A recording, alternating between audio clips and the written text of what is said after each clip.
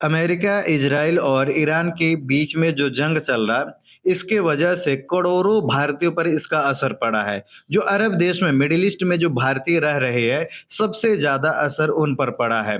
अभी अरब देशों का हाल इस वीडियो में बताने जा रहा हूँ कि अभी किस तरीके का हालात है, वर्कर के ऊपर सबसे ज़्यादा असर क्या पड़ रहा है और आगे भी क्या होने वाला है। अगर आप चैनल पर नए हैं, तो चैनल को सब्सक्राइब ज़रूर कर लीजिए। अभी अरब देशों में सबसे ज़्यादा ईरान ने अमेरिकी ठिकानों को तबाह किया है, जिसके चलते अरब देशों की बहुत सारे इंफ्रास्ट्रक्चर बर्बाद हो चुके हैं।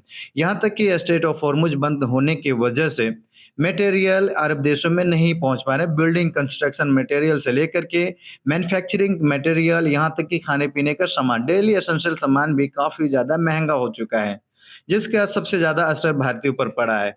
और इसमें कई सारे लोगों की नौकरी भी गया है। जंग शुरू होने के कुछ ही दिन बाद से फ्लाइटें चालू हुआ और अब तक 8.5 लाख लोग अरब देशों से इंडिया वापस लौटे हैं और कई सारे लोगों की नौकरी जा चुका है।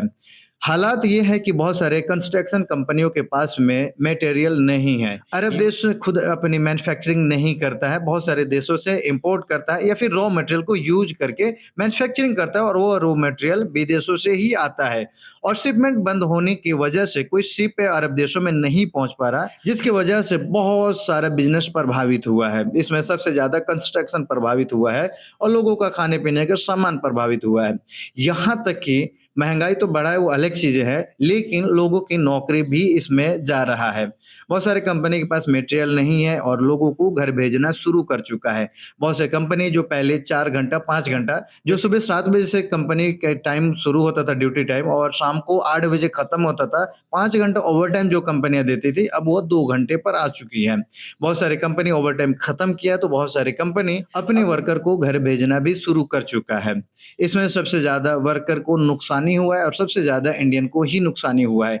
यूएई में सबसे ज्यादा इंडियन 35 लाख के करीब रहते हैं, वहीं सऊदी अरबिया में 25 लाख, कतर में 10 लाख, कुवैत में 10 लाख से ज्यादा इंडियन है। इसी तरीके से अरब देशों में सबसे ज्यादा इंडियन ही रहते हैं और सबसे ज्यादा इसका असर इंडियन पर ही पड़ा हुआ है।